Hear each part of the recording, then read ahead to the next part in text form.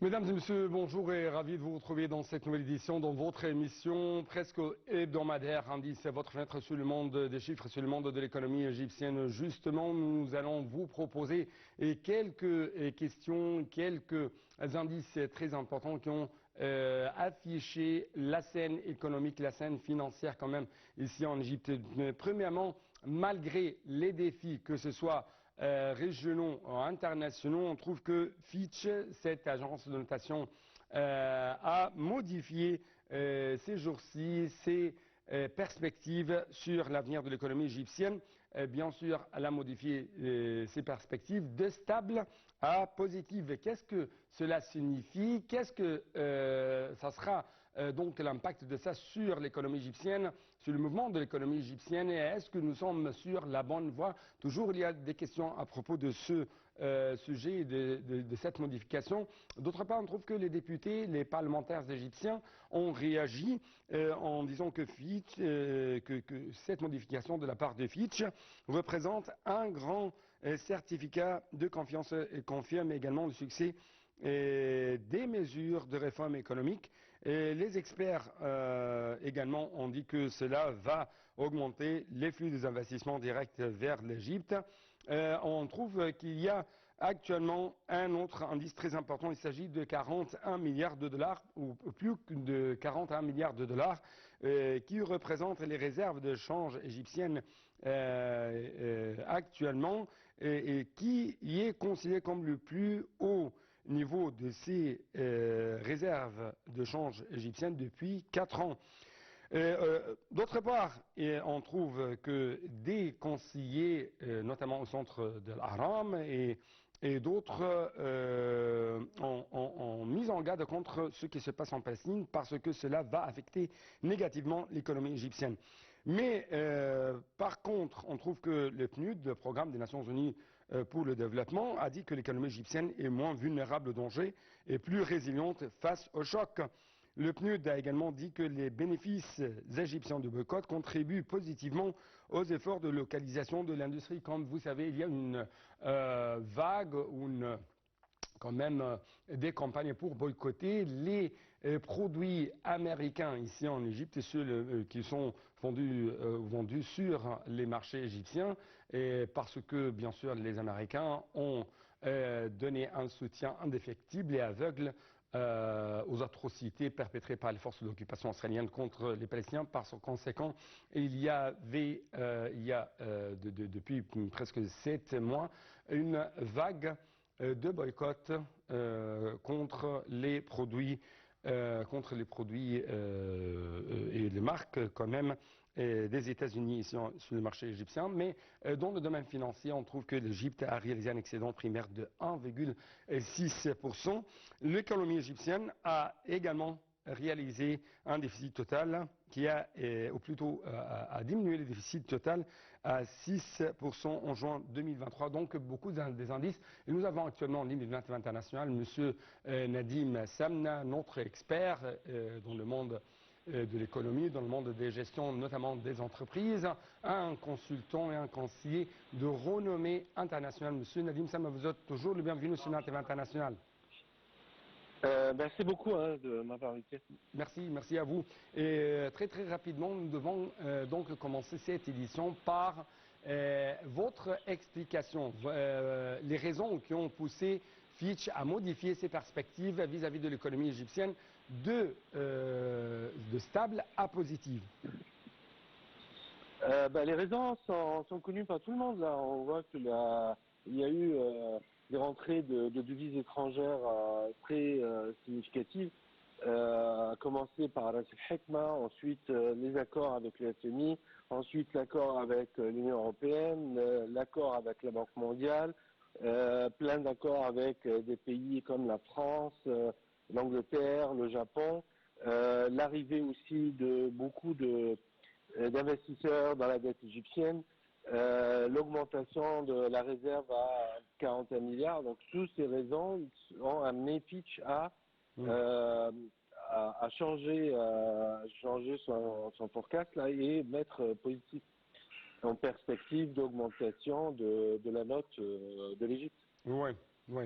Également, on trouve que il y avait des réactions positives de la part, notamment des parlementaires et des députés égyptiens, qui ont souligné que cela va augmenter la confiance des institutions de notation internationale vis-à-vis de l'économie égyptienne et en même temps, ça donne un certificat de confiance aux yeux des investisseurs. Comment vous avez vu et analysé quand même la réaction du marché, la réaction des parlementaires vis-à-vis de ces dernières C'est modifications sûr, là, positives? la confiance, il y a un effet, ce qu'on appelle boule de neige. Donc il y a une première poussée très significative avec l'annonce de la transaction de Ras Al Hikma et la réalisation. Enfin, la réalisation, je veux dire, c'est pas juste l'annonce, mais il y a eu effectivement paiement de la première tranche et la deuxième qui est arrivée il y a quelques jours. Donc ça a donné un très grand signal au marché. Et ensuite, c'est-à-dire tous les indicateurs se sont redressés du jour au lendemain. Et ce qui a amené les investisseurs à considérer, c'est peut-être le moment d'aller en Égypte, c'est le moment d'investir sur la dette égyptienne parce que les taux sont très élevés, c'est le moment d'investir en Égypte parce que le taux officiel est devenu proche du taux du marché noir. Donc le gouvernement réussit à stabiliser la devise. C'est le moment aussi Et en parce même que les actifs... temps, on trouve que la politique adoptée par l'Égypte, la politique réformiste, c'est de donner plus d'espace au secteur privé. Le fait de dépendre de plus en plus sur le secteur privé en tant qu'un moteur essentiel, ou si je puis dire à 70%, c'est le moteur essentiel à adopter la croissance économique de l'Égypte dans la prochaine période. Après, je pense qu'il faut distinguer le secteur privé, on va dire local, et le secteur privé étranger. C'est sûr qu'aujourd'hui, l'attention du gouvernement est pour attirer des investisseurs étrangers. Ouais. Parce que le secteur privé en Égypte est faible. Il n'y a pas encore des acteurs, ou en tout cas les acteurs qui sont assez grands, assez significatifs, sont peu nombreux et n'ont pas les ressources nécessaires pour accompagner les très grands projets que le gouvernement souhaite réaliser en Égypte. C'est pour ça qu'on se tourne vers les investisseurs étrangers. Par exemple, le projet de Ras Al Hikma, je crois que c'est compliqué de trouver des investisseurs locaux pour gérer tous ces projets. Oui, oui. Donc, d'après votre évaluation, est-ce que vous êtes d'accord avec cette tendance qui règne actuellement, que ce soit au niveau politique ou quand même au niveau du marché, qu'il y aura une sorte d'augmentation des investissements vers ou dans le marché égyptien après de telles modifications des perspectives de plusieurs agences de notation internationales? Bien sûr, c'est ce qui est réalisé. Hein. Déjà, dès le lendemain de l'annonce de Ras Al Hikma, la note avec ce qu'on appelle l'assurance des emprunts égyptiens s'est vachement réduit du jour au lendemain et ça a continué. On voit qu'il y a eu beaucoup d'arrivages d'investisseurs dans la dette égyptienne. Donc, on parle de 20 ou 30 milliards de dollars qui sont venus en Égypte, hein, c'est ce qu'on appelle hot money, donc qui était absent pendant plus de 2 ans.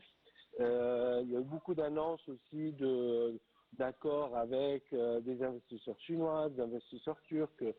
Ça prouve une certaine confiance dans l'économie égyptienne et sa résilience pour pouvoir continuer de croître et ça c'est la garantie de protection pour leur investissement. Sachant que les points forts de l'économie égyptienne sont toujours là. C'est un très grand marché, une population très jeune, une situation géographique exceptionnelle. Donc tous ces avantages font que l'Égypte est toujours dans le radar des investisseurs. Et aujourd'hui, on est dans une période favorable. Malgré les défis, on trouve que l'Égypte, selon des données publiées mardi par la Banque centrale égyptienne, l'Égypte a pu réaliser si je puis dire, des réserves internationales nettes en devises étrangères, des réserves de change, qui ont atteint 41,57 milliards de dollars fin avril contre 40,361 milliards de dollars le mois précédent. Il s'agit donc de la réserve la plus importante depuis février 2020, lorsqu'elle a atteint son niveau historique d'environ 45,5 milliards de dollars. Qu'est-ce que cela signifie pour vous en tant qu'un observateur économique? À quel point cet indice donne de plus en plus une sorte de confiance aux investisseurs, notamment face au choc régional international. On va reporter ou ajourner un peu plus cette réponse après cette petite pause.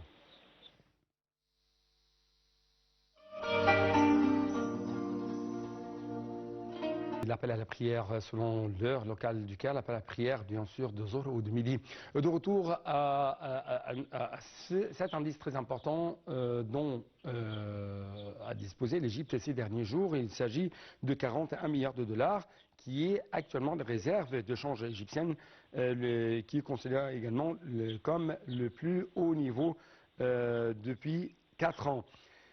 Donc c'est un indice positif, mais également on a trouvé que des experts ont mis en garde contre ce qui se passe en Palestine parce que ça va affecter l'économie égyptienne, mais par contre on trouve que le PNUD, le Programme des Nations Unies pour le développement, a dit que l'économie égyptienne est moins vulnérable aux dangers et plus résiliente face au choc.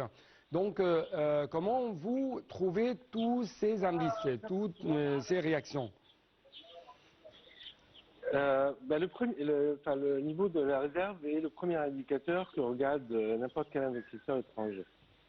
Parce que c'est vraiment cette assurance que le pays a de l'argent, c'est l'assurance que le pays est capable de rembourser ses dettes et éventuellement pour l'investisseur, le plus gros souci quand il investit dans un pays émergent comme l'Égypte, c'est pouvoir récupérer ses investissements si jamais il veut sortir du marché.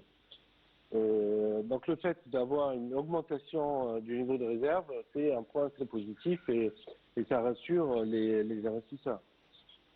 Oui, mais à quel point de plus en plus l'économie égyptienne a pu avoir des forces et des puissances de plus en plus résilientes face aux chocs, que ce soit internationaux ou régionaux?